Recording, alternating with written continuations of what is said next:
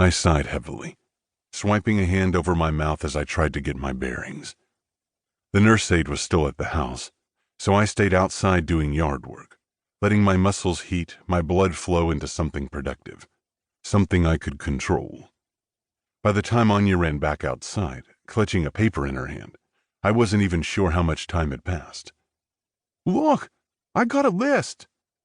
She held the paper out to me, beaming excitedly. "What's the list for?" My hands were sweaty and dirty, and I showed her. "I don't think I should mess up your pretty drawing." She dropped to the grass and laid the paper out carefully. I tilted my head and tried to make sense of what she'd written. Kindergartners were not known for their spelling skills. But I could see a cookie, flowers, a woman with long yellow hair and a big red mouth. She was either screaming or laughing. I wasn't entirely sure. I scratched my head. "Why don't you explain it to me, Gingersnap?" "Please, dear Lord, explain it."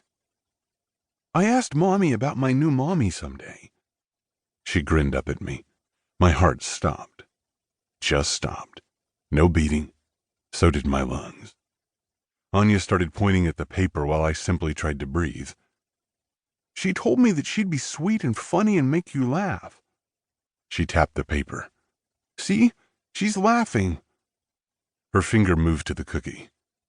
"And she'd make really good cookies, just like Mommy. Because Mommy said you suck at measuring and will need someone to do it." My eyes blurred and I crouched carefully next to my daughter, laying my hand on her back as I stared at the horrifying picture that she worked so hard on.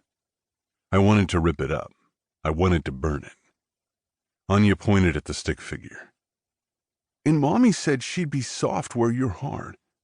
And I didn't know how to draw that.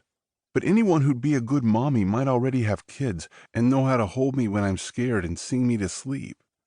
And I just added the flower because I like drawing them." I rubbed the back of my hand over my cheek so Anya didn't see.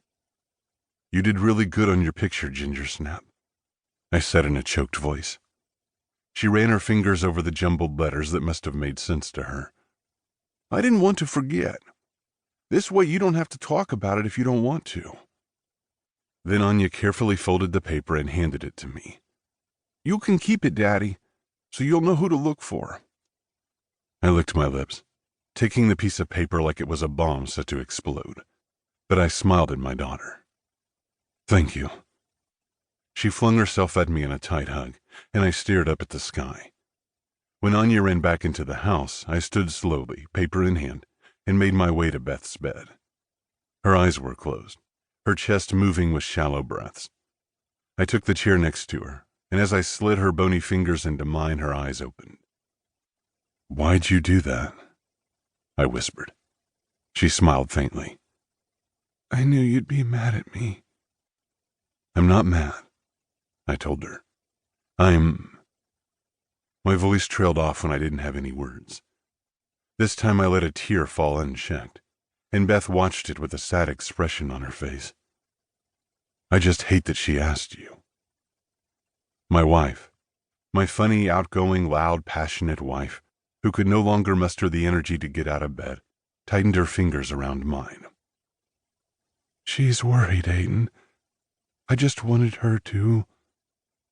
She made a small shrugging motion. "I wanted to make her feel better." "I know," I sniffed. "Promise me something, though," Beth whispered. Immediately I was shaking my head. "Promise me that if you find someone like that, you won't ignore it." Her voice wavered, and I wanted to rage, scream, break something. I sighed, finally meeting her eyes. All I got out of that picture was that she has a mouth the size of my face and likes cookies. Beth breathed out a laugh.